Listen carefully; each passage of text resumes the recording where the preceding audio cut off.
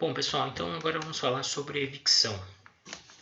Começando pelo conceito e características gerais.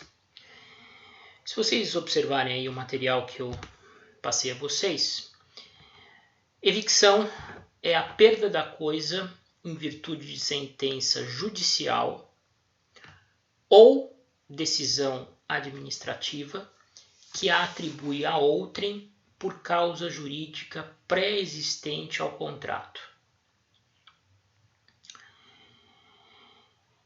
Então, ocorre a evicção quando alguém que houver adquirido determinado bem em virtude de contrato oneroso vier a perdê-lo em razão de decisão judicial ou administrativa que o atribuir a outrem em virtude de uma causa jurídica pré-existente ao contrato. Parece complicado, mas não é. Eu vou dar um exemplo aqui a vocês. Imagine a seguinte situação. Eu tenho um cidadão que tem um vasto patrimônio imobiliário. Sujeito milionário, proprietário de vários imóveis. Como ele tem muitos bens imóveis, ele não consegue administrá-los todos sozinho. E aí ele tem uma pessoa de confiança, que vamos dar o nome de João, encarregado da administração desses bens imóveis dessa pessoa milionária.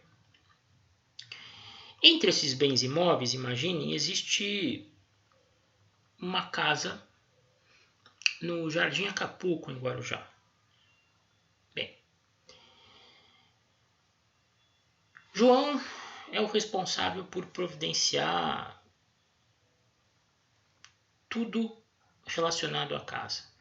É ele quem paga as contas, é ele quem paga os empregados, é ele quem adquire os materiais para manutenção do imóvel, que trata com o jardineiro, com o cara da piscina, pintor, enfim, ele toma conta do imóvel para o patrão. Só que o João vem enfrentando algumas dificuldades e precisa fazer um dinheiro rápido. E o que o João decide fazer? João resolve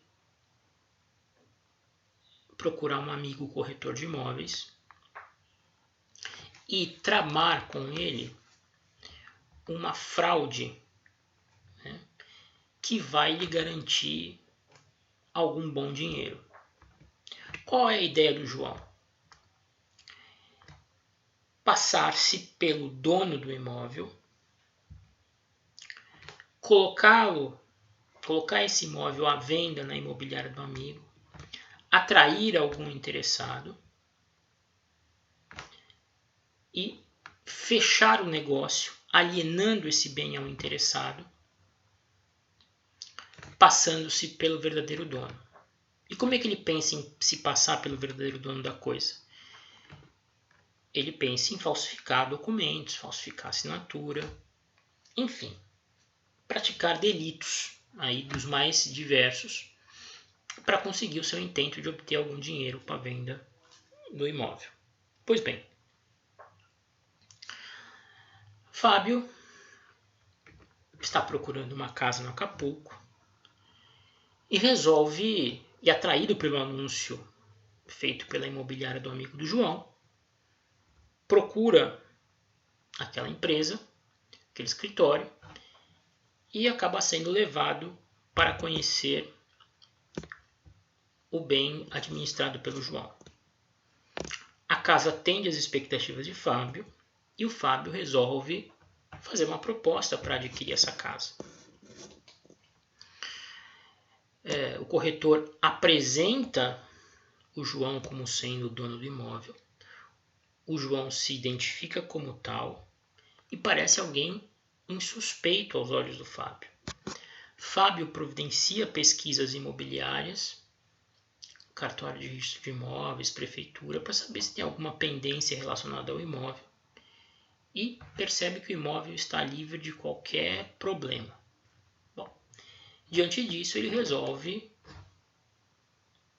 fazer a proposta final, que é imediatamente aceita pelo João, e eles resolvem procurar um cartório de registro de imóveis para celebrar a escritura de compra e venda da casa. No cartório de registro de imóveis não, no cartório de notas, né, para fazer a escritura de compra e venda desse imóvel.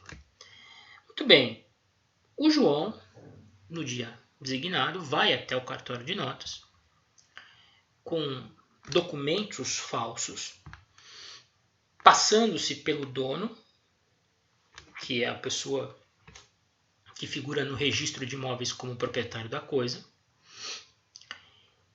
E diante daqueles documentos, que são muito bem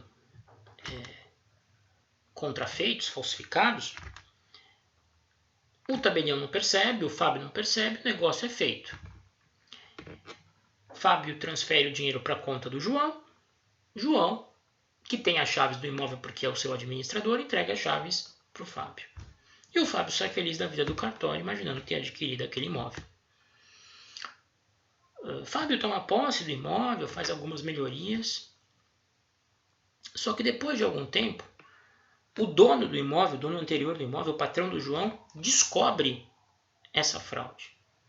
Ele começa a fazer perguntas a respeito daquela casa do Acapulco para o João, e o João sempre desconversa, ele resolve mandar alguém averiguar em loco e verifica que o Fábio está ocupando a casa.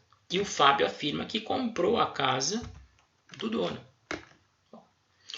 Quando o patrão do João sabe disso, evidentemente vai tirar satisfações com o João.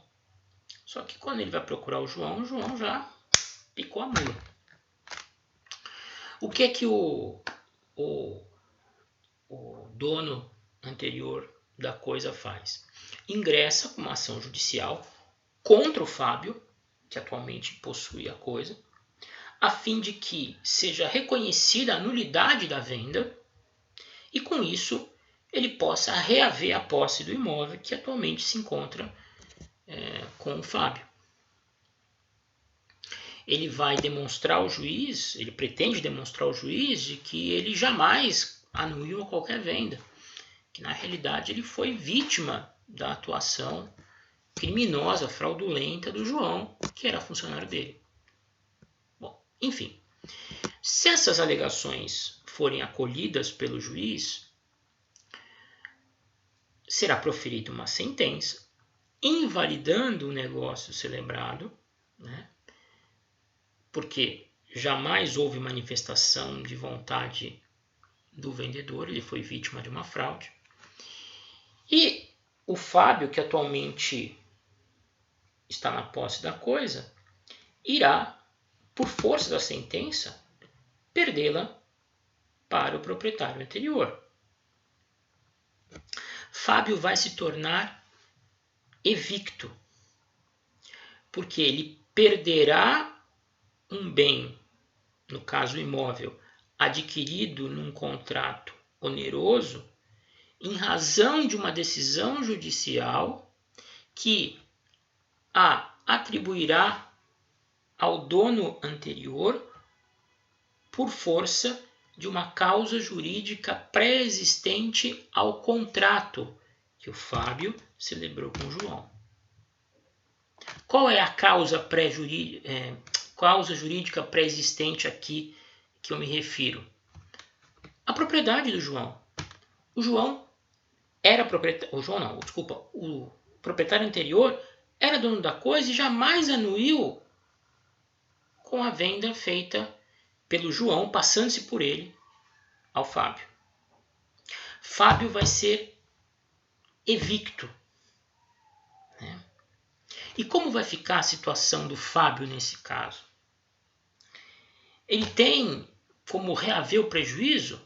Afinal, ele foi vítima da atuação criminosa de alguém. Né? Por força da garantia contra a evicção, que tem o mesmo fundamento da garantia contra vícios redivitórios, diferenciando-se dela apenas no que toca ao seu objeto, enquanto na garantia contra vícios redivitórios o legislador protege o adquirente em contrato oneroso dos defeitos ocultos da coisa, na garantia contra evicção, o legislador protege o adquirente contra defeitos no direito transmitido.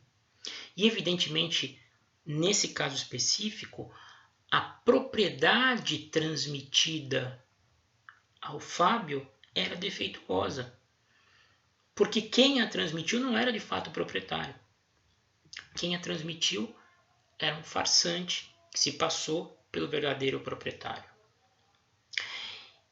Esse farsante, né, que seria o chamado,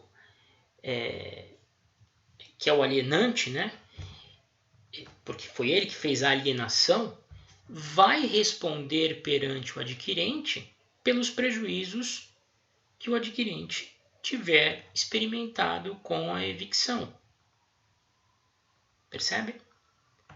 Continuamos no próximo vídeo.